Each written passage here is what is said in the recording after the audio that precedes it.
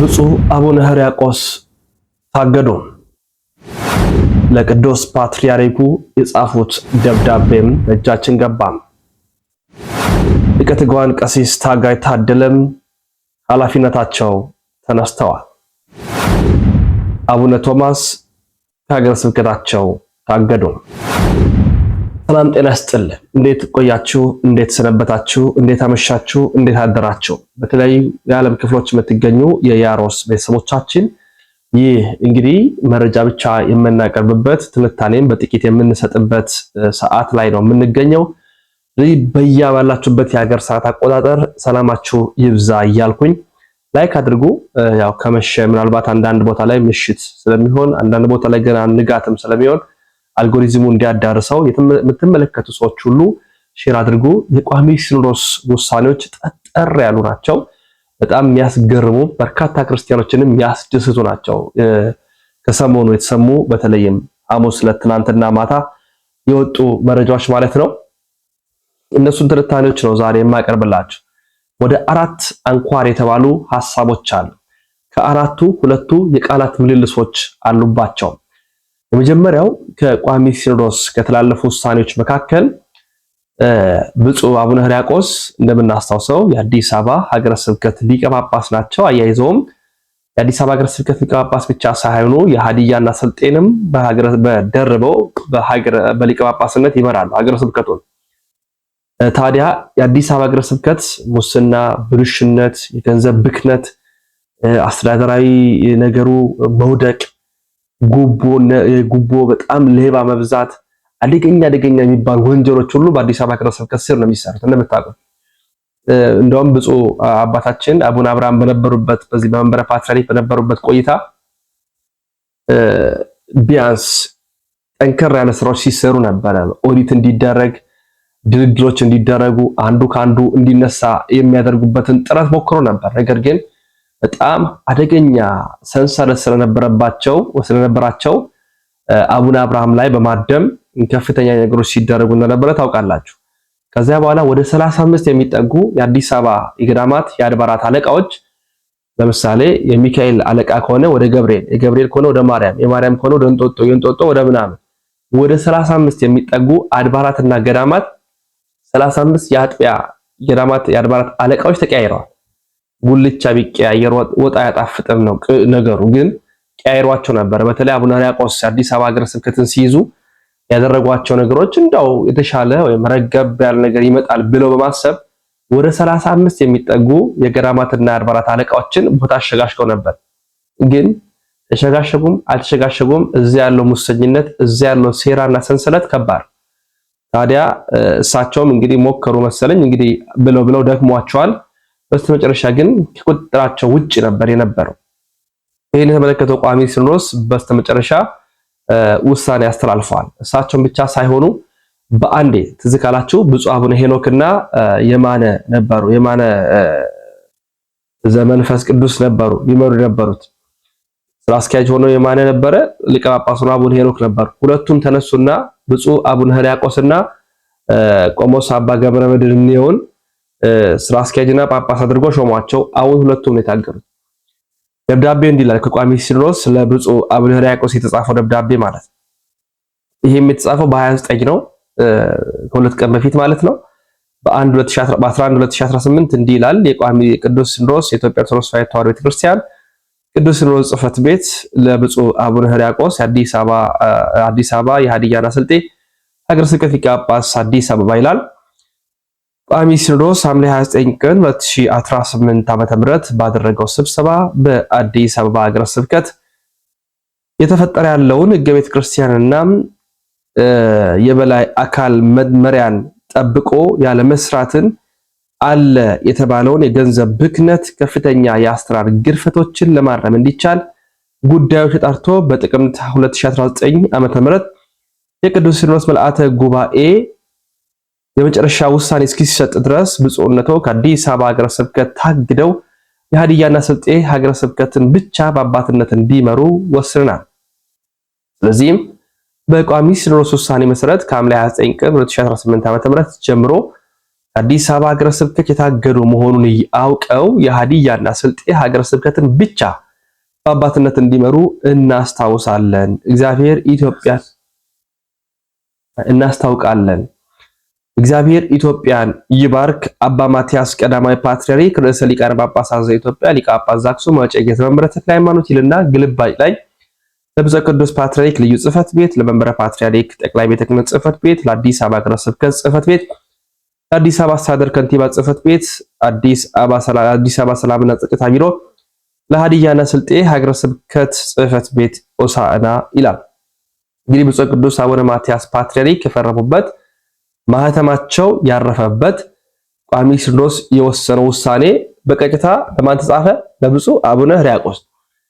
ደብዳቤው የደረሳቸው በቀጣይ ቀን በ30 አቡነ ሕርያቆስ ድጋሚ ለቅዱስ ፓትርያርኩ ደብዳቤ ጻፉም። እንዲህ ይላል ደብዳቤው።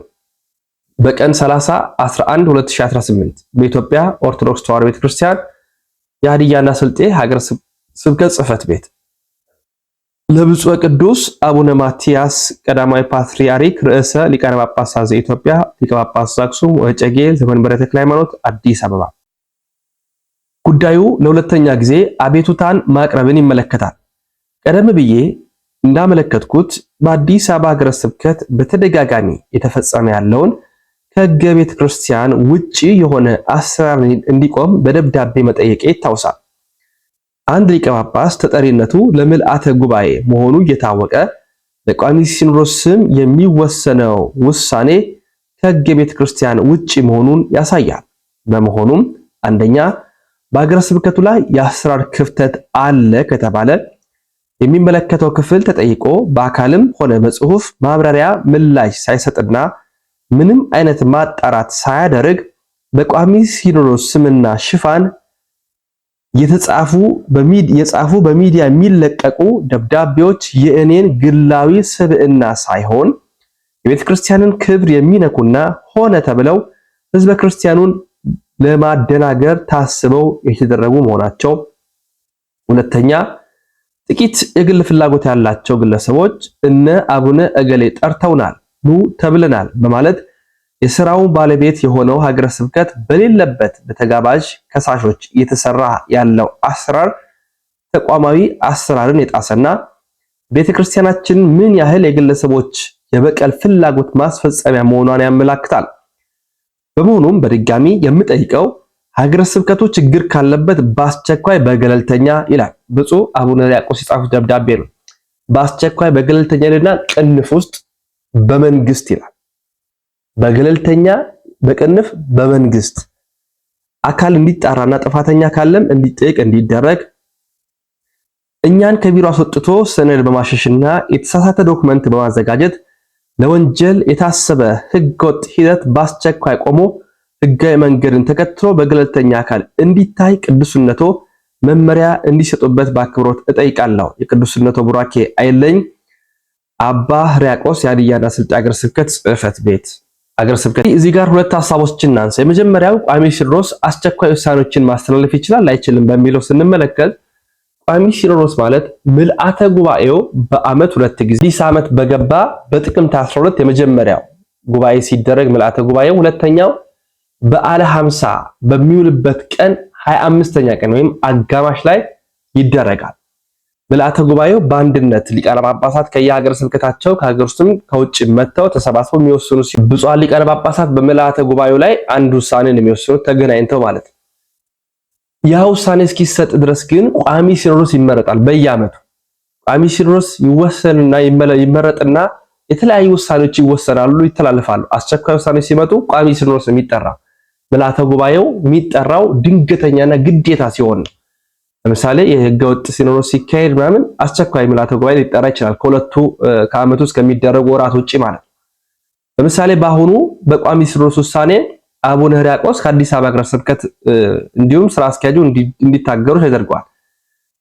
ይቻላል አይቻልም በሚለው ጉዳይ ድንገተኛና አስቸኳይ ውሳኔዎችን የማድረግ የአስተዳደራዊ ችግር ሲፈጠርም የመወሰን ሙሉ በሙሉ ስልጣን አለው። በብፁዕ አቡነ ሕርያቆስ ላይ የተወሰኑ ውሳኔ ትክክል ነው። ትክክል ነው ማለታችን ውሳኔን የመወሰን ስልጣን አላቸው ለማለት ያህል ነው። አንድ ሁለት ሐሳቦችን ስናነሳ ካቀረቡት ጥያቄዎች መካከል መንግስት የምትል ቃል አለች። መንግስትን እንደ ገለልተኛ አካል እንዲመረምር ጥያቄ አቅርበዋል። መንግስት ገለልተኛ ነው ወይንስ አይደለም? ሃይማኖታዊ ጉዳይ ላይ መንግስት መግባት ይችላል አይችልም? በጳጳሳት እና በቋሚ ሲኖዶስ በቅዱስ ፓትርያርኩ በኩል በሚደረጉ አስተዳደራዊ ውሳኔዎች ላይ መንግስት ጫና ማሳደር ይችላል አይችልም የሚለው ራሱን የቻለ ጉዳይ ነው። ብፁዕ አቡነ ሕርያቆስም ምናልባትም ከደብዳቤያቸው ለመረዳት እንደምንሞክረው ሐሳባቸው ትክክልም ሊሆን ይችላል፣ ሆነ ተብሎ የተሰራ ስራም ሊሆን ይችላል፣ እንዲሁም ደግሞ እውነትም ሊሆን ይችላል ውሳኔው። በአጠቃላይ ጉዳዩን ቋሚ ሲኖዶስ የሚመረምረው የሚመለከተው የሚፈትሸው የሚያየው ጉዳይ ቢሆንም መንግስት ይግባበት የምትለው ቃል በበርካቶቹ ዘንድ ተቀባይነትን ያጣችውናለች። ግን በቀጣይ የሚኖሩ መረጃዎችንም የምናስደምጣቸው ይሆናል። በሌላ ሰበር መረጃ ከታዩት ጉዳዮች መካከል የሃይማኖት ተቋማት ጉባኤ የሆኑት ወይም የነበሩት አሁንም ያሉት ማለት ነው ሊቀ ትጉሃን ቀሲስ ታጋይ ታደለ ቤተክርስቲያን እንግዲህ ወክላቸው ነበር። አሁን ውክልናዋን የማንሳቷን ጉዳይ ታውቋል። በታላቋ በሐዋርያዊቷ በቅድስት ቤተክርስቲያናችን ውክልና ሳታ ሃይማኖት ተቋማት ጉባኤ ላይ በጻፊነት ይመሩ የነበሩት ሊቀ ትጉሃን ቀሲስ ታጋይ ታደለን በስተመጨረሻ የኢትዮጵያ ኦርቶዶክስ ተዋሕዶ ቤተክርስቲያን ቋሚ ሲኖዶስ በስብሰባው ማለት ነው ውክልናዋን ሙሉ በሙሉ ማንሳቷ ታውቋል። በቀጣይ እንግዲህ ቤተክርስቲያኒቷን ማን እንደሚወክል ባይታወቅም የቋሚ ሲኖዶስ ውሳኔ ግን ጠንከር ያለ ስለመሆኑ ታውቋል። ሌላው አቡነ ቶማስን የተመለከተ መረጃ ነው ማቀርብላቸው። ብፁዕ አቡነ ቶማስ የአዊ ሀገረ ስብከት ሊቀ ጳጳስ ሆነው ይመሩ እንደነበር ይታወሳል። ከቅባት እምነት ጋር በጣም ይጠረጠራሉ። በጣም በተደጋጋሚነትም ጥያቄ ይቀርብባቸዋል። እንግዲህ የኢትዮጵያ ኦርቶዶክስ ተዋህዶ ነው እኛ የምንከተለው የተዋህዶ ቤተክርስቲያን አማኞች ነን። እሳቸው ግን ምስራቅ ጎጃም በተለይ በምስራቅ ጎጃም የቅባት እምነት እንዲስፋፋ በአውደ ምሕረትም ጭምር ሲያስተምሩ ቪዲዮ ተይዟል፣ ሲናገሩ ቪዲዮ ተይዟል። አስፋፍቷል። አብዛኛውን በተለይ እዛ ባሉ ብርቱ ኦርቶዶክሳውያን ትጋት ነው ብዙ ስራዎች ሲሰሩ የነበሩት። ካሁን አሁን ይስተካከላል በሚል ቢቦከርም ቢደከምም ፍሬ ግን ሊያፈራ አልቻለም። በተለይ ብፁዕ አቡነ ዘካርያስ ትልቅ ስራ ሰርተዋል። ብፁዕ አቡነ ዘካርያስ እንግዲህ በቅባት እምነት ውስጥ የወደቀችው ምስራቅ ጎጃም በስተመጨረሻ ሙሉ በሙሉ እንዳትሰጥም በማለት አቡነ ዘካርያስ በደብዳቤም ጭምር ጽፈው በቃልም አስተምረው መምህራንም እንዲያስተምሩ አድርገው ኑ እንወቃቀስ፣ ኑ እንነጋገር፣ እውነተኛው አስተምሮ ምን እንደሆነ እንፈታተሽ፣ ብፁዓን ሊቃነ ጳጳሳትም የዚህ እሳቤም ካላችሁ ኑ እንነጋገር ብለው አረጋዊ አባት ሆነው በደከመ በዛ ሁሉ በእርግና ጊዜያቸው ደከመኝ ሰለቸኝ ሳይሉ ለተዋህዶ ቤተክርስቲያን ጠንካራ ስራ ሲሰሩ ነበረ። ድካማቸው እንግዲህ ምን አልቀረም ፍሬ አፍርቶ ቋሚ ሲኖዶስ ብፁዕ አቡነ ቶማስን እንዲታገዱና ከሀገረ ስብከታቸው ታግደው የጥቅምቱ ምልአተ ጉባኤ ውሳኔ እስኪያሳልፍ ድረስ በማረፊያ ቤታቸው 5 ኪሎ ላይ ከአቡነ ሩፋኤል ጋር እንዲታገዱ ወይም እንዲቀመጡ ተደርጓል ማለት ነው። ይህ በጣም ይበል የሚያሰኝ ነገር ነው። እንግዲህ ወቅታዊ መረጃችን ነው። በሰበር መረጃችን እንዲህ አይነት መረጃዎችን በያሮስ ሰፋፊ ጉዳዮችን እያነሳን እንመጣለን። ደግሞ በዋናው የዜና ቻናላችን ወይም ደግሞ መረጃ በምናቀርብበት የቪዲዮ ጥንክራችን ደግሞ እኚህንና ሌሎች ጉዳዮችንም ሰፋ አድርገን የምንሰራ ነው የሚሆነው። በደንብ አድርጎ ላይክ ማድረግ እና ሼር ማድረግ መረጃዎችን ማዳረስ ከእናንተ ይጠበቃል ማለት ነው። ላይክ አድርጉ፣ ሼር አድርጉ። ያሮስ የእናንተም የኛም ነው።